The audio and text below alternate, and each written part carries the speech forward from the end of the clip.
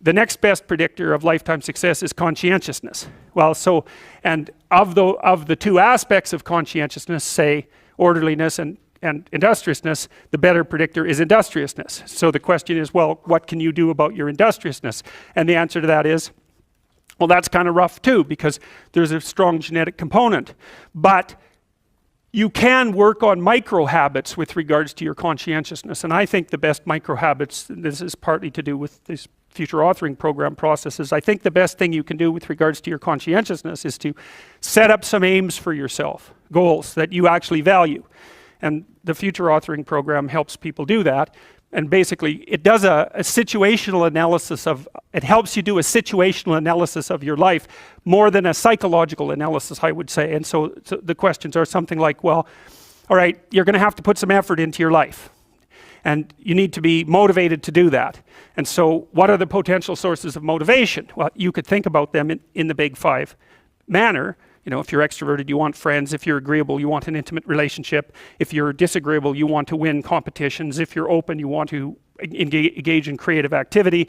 If you're high neuroticism, you want security. Okay, so those are all sources of potential motivation that you could draw on, that you could tailor to your own, you know, your own personality. But then there are dimensions that you want to consider your life across. And so we ask people about, well, you know, if you could have your life the way you wanted it in 3 to 5 years, if you were taking care of yourself properly, you know, what would you want from your friendships? What would you want from your intimate relationship? How would you like to structure your family? What do you want for your career? Well, how are you going to use your time outside of your job? And how are you going to regulate your mental and physical health, and maybe also your drug and alcohol use? Because that's a good place to auger down, you know, because alcoholism, for example, wipes out, you know, 5 to 10% of people. So you want to keep that under control.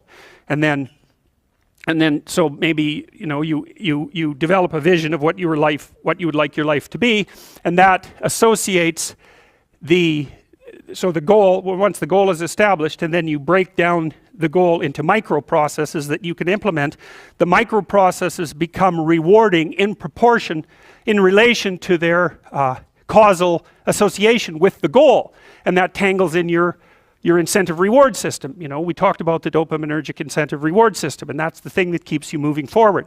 And the way it works is that it works better if it produces positive emotion when it can see you moving towards a valued goal.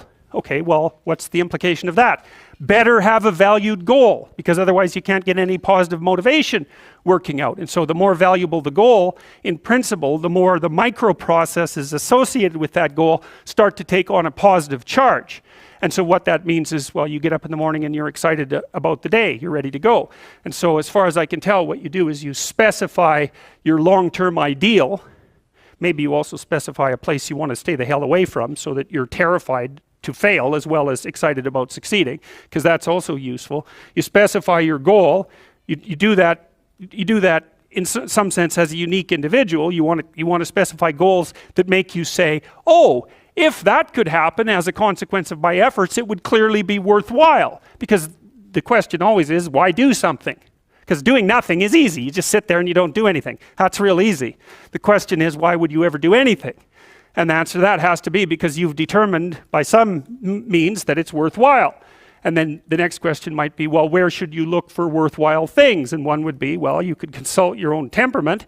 And the other would be, well, you kind of look at what it is that people accrue that's valuable across the lifespan.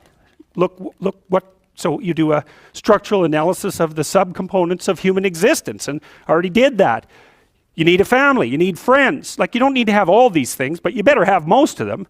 Family, friends, career, educational goals, plans for, you know, time outside of work, attention to your mental and physical health, etc. You know, that's what life is about. And if you don't have any of those things, well, then all you've got left is misery and suffering. So that's a bad deal for you.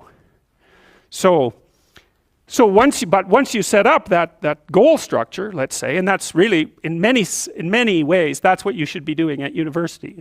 That's exactly what you should be doing, is trying to figure out who it is that you're trying to be, right? And you aim at that, and then you use everything you learn as a means of building that person that you want to be. And I really mean want to be. I don't mean should be, even those things are going to overlap. And it's important to distinguish between those because that's partly, and this is back down to the micro routine analysis. So if I was saying, well, you're going to try to make yourself more industrious. Okay, number one, specify your damn goals, because how are you going to hit something if you don't know what it is? That isn't going to happen.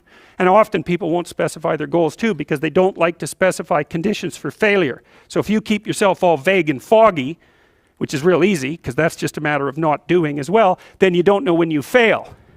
And people might say, well, I really don't want to know when I fail because that's painful. So I'll keep myself blind about when I fail. That's fine, except you'll fail all the time then. You just won't know it until you've failed so badly that you're done. And that can easily happen by the time you're 40. So I would recommend that you don't let that happen. So that's willful blindness, right? You could have known, but you chose not to. Okay, so once you get your goal structure set up, you think, okay, if I could have this life, it looks like that might be worth living, despite the fact that it's going to be, you know, anxiety provoking and threatening, and there's going to be some suffering and loss involved in all of that. Obviously, the goal is to have a vision for your life such that all things considered, that justifies your effort. Okay, so then what do? Well, then you turn down to the micro routines. It's like, okay, well, this is what I'm aiming for. How does that instantiate itself day to day, week to week, month to month? And that's where something like a schedule can be unbelievably useful. Google Calendar. It's like, make a damn schedule and stick to it. Okay, so what's the rule with a schedule? It's not a bloody prison.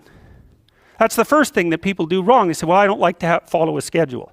Well, it's like, well, what kind of schedule are you setting up? Well, I have to do this, then I have to do this, then I have to do this, you know, and then I just go play video games because who wants to do all these things that I have to do? It's like, wrong.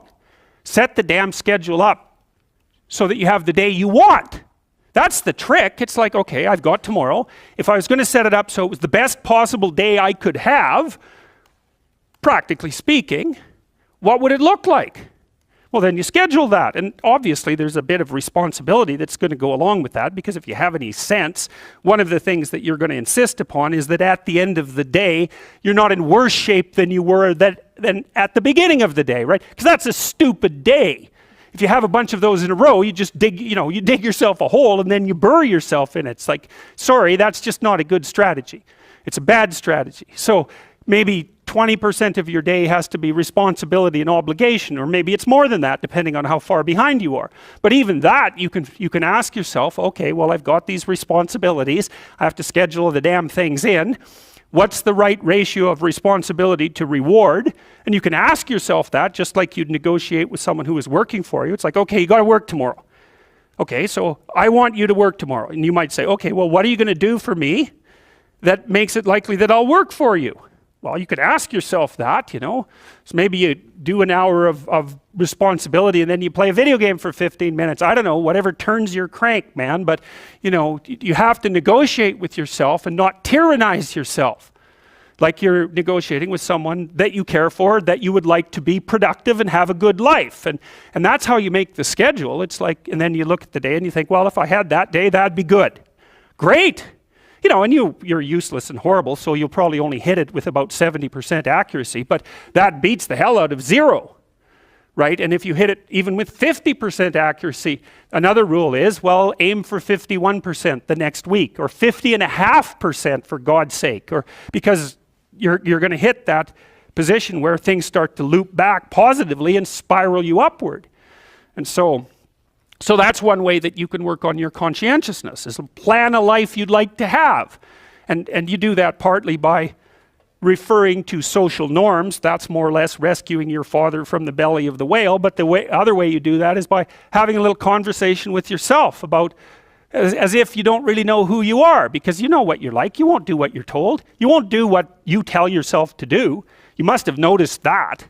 It's like you're a bad employee and a worse boss. And both of those work for you.